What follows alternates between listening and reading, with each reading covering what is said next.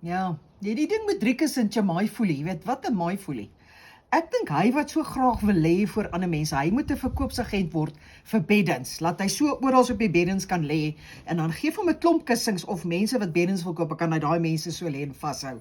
Want dit is nie cage fighting nie, hy het nie gefight nie. Weet jy, hy was my later en dit het my gelyk soos daai oorige fokstreer hondjies, jy weet, hulle wat sommer die hennetjies en die haantjies op die werf ook wil hamp, wil dek. Want regtig, ek het nog nie gesien dat 'n ding so kan klou nie. Hy en Driekus, ek kon sien, hy het skoon skaam gekry, weet, dat sy familie en ons almal hom moet sien, terwyl die man hom so wil ham van agter af. Hulle sal die reëls moet verander.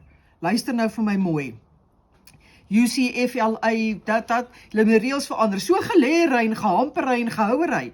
Dit moet teen die reëls wees, hoor. Ons soek 'n gefaitery.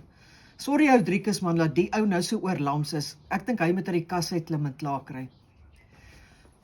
Ja, sonder gin sommer, hoor. Sterkte my kind.